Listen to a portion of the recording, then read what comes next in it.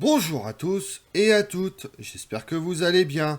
Aujourd'hui, on va s'intéresser à un affrontement mythique entre Spartiates et Perses. Lors de la bataille des Thermopyles, l'un des faits d'armes les plus célèbres du monde antique. Elle oppose en 480 les cités grecques et 300 Spartiates dirigés par le roi Léonidas à l'empire perse de Xerxès Ier. Vous voulez en savoir plus sur la bataille des Thermopyles? Venez avec moi. Dès les premières années du 5e siècle avant Jésus-Christ, l'Empire perse achéménide, sous le règne de Darius Ier de 522 à 486 avant Jésus-Christ, s'étendait déjà en Europe continentale et avait soumis la Thrace et la Macédoine. Athènes et le reste de la Grèce étaient les prochaines cibles du roi Darius. Les raisons pour lesquelles la Grèce était convoitée par la Perse n'est pas claire. Les richesses et les ressources semblent être un motif peu probable. D'autres suggestions plus plausibles incluent la nécessité d'accroître le prestige du grand roi dans son pays ou de réprimer une fois pour toutes un ensemble d'États rebelles potentiellement gênants à la frontière occidentale de l'Empire perse. Quelles que soient les motivations exactes, en 491 avant Jésus-Christ, Darius Ier envoie des émissaires pour demander la soumission des Grecs à la domination perse. Les Grecs ont répondu sans ambiguïté en exécutant les envoyés. Athènes et Sparte ont promis de former une alliance pour la défense de la Grèce.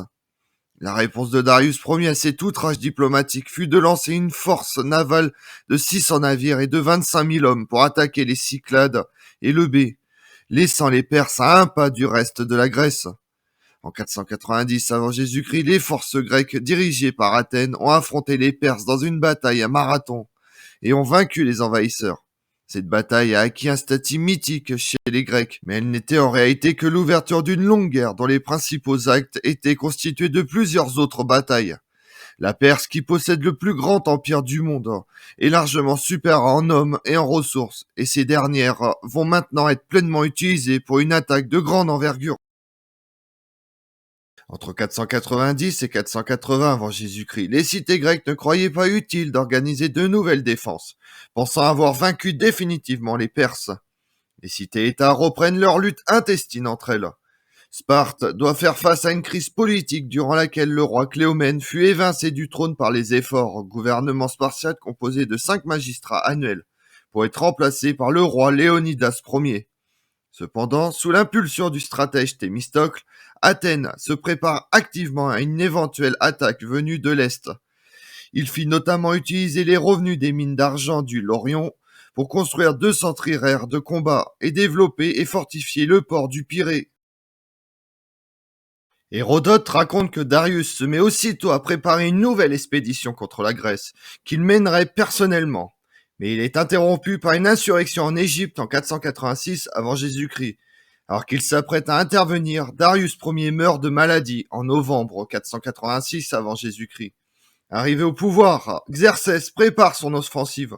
Il choisit de passer par la route du nord et fait creuser un canal au pied de la péninsule du mont Athos et établir des ponts sur le Styrmone et l'Hellespont pour faire passer ses troupes sur le continent européen. Tout le long du chemin, il fait construire des comptoirs de ravitaillement pour approvisionner ses troupes. Des dépôts d'équipements et de fournitures ont été installés, un canal a été creusé et des ponts de bateaux ont été construits sur l'Hellespont pour faciliter le mouvement de l'armée. La Grèce est sur le point de faire face à la plus grande menace de son histoire, et même l'oracle de Delphes conseillait sinistrement aux Athéniens de voler jusqu'au bout du monde. Lorsque la nouvelle des préparatifs de l'invasion est parvenue en Grèce, la première réaction grecque a été d'envoyer une force de 10 000 hoplites pour tenir la position près du mont Olympe. Mais ils se sont retirés lorsque la taille massive de l'armée d'invasion perse a été révélée, estimée selon les auteurs entre 70 000 et 300 000 hommes. Puis, après de nombreuses discussions et compromis entre les cités-États grecs qui se méfient des motivations des uns et des autres, une armée commune de 6 000 à 7 000 hommes est envoyée pour défendre le col des Thermopyles, par lequel les Perses doivent entrer en Grèce continentale. Les forces grecques comprenaient 300 Spartiates et leurs zélotes, avec 2120 Arcadiens, 1000 Locriens, 1000 Phocéens, 700 Thespiens, 400 Corinthiens, 400 Thébains, 200 hommes de Péliuse et 80 Mycéniens.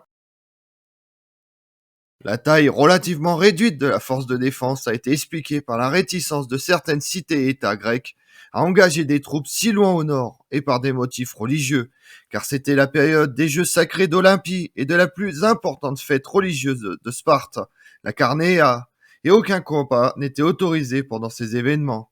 C'est d'ailleurs pour cette même raison que les Spartiates étaient arrivés trop tard à la bataille de Marathon.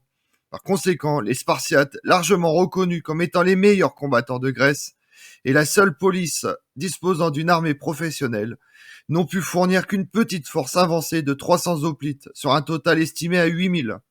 À la force défensive grecque, ces derniers étant choisis parmi les hommes ayant des héritiers mâles. En plus des forces terrestres, les cités-États grecques ont envoyé une flotte de navires de guerre trirèmes qui ont pris position au large de l'Artémision sur la côte nord de l'Eubée.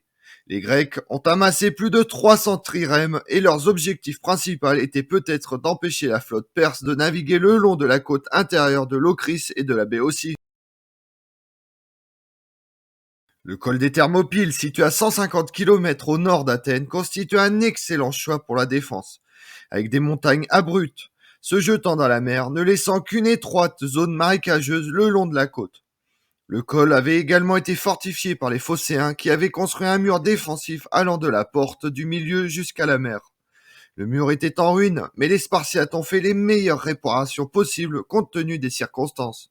C'est donc ici, dans une brèche de 15 mètres de large, avec une falaise abrupte protégeant leur flanc gauche et la mer sur leur droite, que les Grecs choisissent de s'opposer à l'armée d'invasion perse.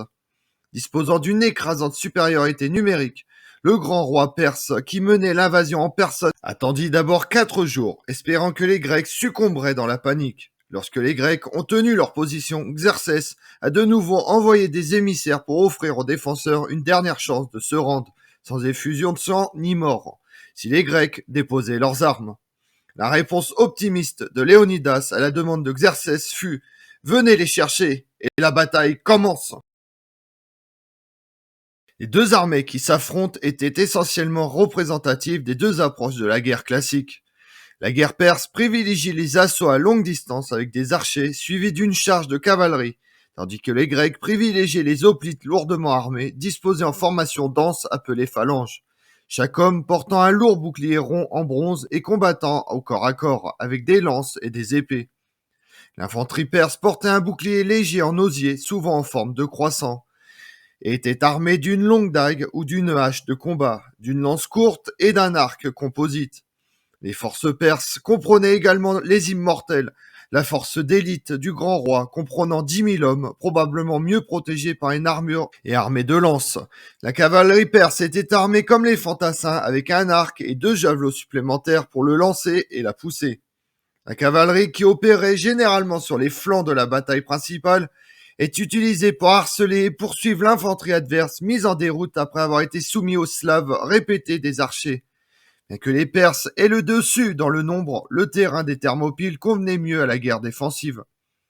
Bien que la tactique perse consistant à tirer rapidement un grand nombre de flèches sur l'ennemi ait dû un spectacle impressionnant, la légèreté des flèches signifiait qu'elles étaient largement inefficaces contre les hoplites à l'armure de bronze. En effet, l'indifférence des Spartiates est incarnée par Dieneses, qui, lorsqu'on lui dit que les flèches perses seraient si denses qu'elles obscureraient le soleil, il répond que dans ce cas, les Spartiates auraient le plaisir de se battre à l'ombre. Au corps à corps, les lances plus longues, les épées plus lourdes, les meilleures armures et la discipline rigide de la formation de la phalange signifient que les hoplites grecs avaient tous les avantages et que dans les limites étroites du terrain, les Perses auraient du mal à faire parler leur nombre largement supérieur. Le premier jour, Xerxès a envoyé ses troupes légères et après leur échec à franchir le col, les immortels sont entrés dans la bataille. Et dans les combats rapprochés, les Grecs ont tenu bon. La tactique grecque consistait à feindre une retraite désorganisée puis à se retourner contre l'ennemi en formation de phalange, qui a également bien fonctionné, réduisant la menace des flèches perses, et les hoplites ont peut-être surpris les Perses par leur mobilité et leur discipline, avantage d'une armée bien entraînée et professionnelle. Le deuxième jour suit le même schéma que le premier et les forces grecques tiennent toujours le col des Thermopyles. Cependant, un traite était sur le point de faire pencher la balance en faveur des envahisseurs. Et Ephialtès, cherchant à obtenir une récompense de Xerxès, informe les Perses d'une route alternative, le chemin d'Anopia, qui leur permettrait d'éviter la majorité des forces ennemies et attaquer leur flanc sud. Léonidas avait posté le contingent de troupes phocéens pour garder ce point vital, mais celles-ci, se considérant comme la cible principale de ce nouveau développement, se retirèrent sur une position défensive plus élevée lorsque les immortels attaquèrent. Cela convenait aux Perses qui pouvaient désormais poursuivre sans entrave le chemin de la montagne et arriver derrière la principale force grecque. Alors que leur position semblait désespérée et avant que leur retraite ne soit complètement interrompue, Léonidas ordonne au gros des forces grecques de se retirer.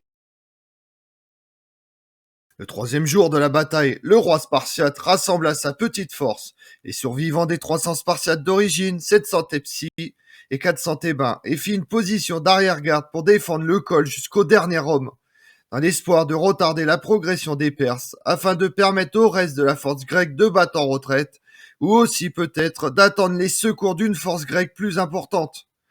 Tôt le matin, les hoplites rencontrèrent une fois de plus l'ennemi. Mais cette fois, Xerxès peut attaquer à la fois par l'avant et par l'arrière. Et il avait prévu de le faire. Mais en l'occurrence, les immortels derrière les Grecs étaient en retard. Léonidas déplaça ses troupes vers la partie la plus large du col afin d'utiliser tous ses hommes en même temps. Et dans l'affrontement qui suivit, le roi spartiate fut tué. Ses camarades se sont ensuite battus avec acharnement pour récupérer le corps du roi tombé. Pendant ce temps, les immortels sont entrés dans la bataille, derrière les Grecs qui se sont retirés sur un haut monticule derrière le mur de Phociane. Les hoplites restants, désormais piégés et privés de leur roi inspirateur, furent soumis à un barrage de flèches perses jusqu'à ce qu'il ne reste plus un seul homme debout. Après la bataille, Xerxès ordonne que la tête de Léonidas soit placée sur un pieu et exposée sur le champ de bataille. Comme on l'a vu, la défaite fut glorieuse pour les Spartiates, mais il n'en reste pas moins que la voie est désormais libre pour Xerxès jusqu'en Grèce continentale. Bien que de nombreux États soient passés aux mains des Perses, qu'Athènes elle-même a été mise à sac, une armée grecque dirigée par le frère de Léonidas commence à construire un mur défensif près de Corinthe. L'hiver interrompt cependant la campagne terrestre. À Salamine, la flotte grecque remporte une victoire éclatante. Xerxès retourne dans son palais de Suse, laissant le général Mardonios en charge de l'invasion. Les deux armées se rencontrent à Platée en août 479. Les Grecs, qui disposent d'une plus grande armée d'hoplites jamais vue, ont remporté la bataille et mis fin aux ambitions de Xerxès en Grèce. Je vous remercie d'avoir suivi cette vidéo en ma compagnie. Si vous voulez connaître mes autres vidéos, retrouvez-moi tous les jours à partir de 6h45 sur ma chaîne YouTube Tout sur l'Histoire avec Damien et sur les réseaux sociaux Twitter et Instagram Histoire Damien, et pensez à liker, commenter et vous abonner. Je vous remercie à tous.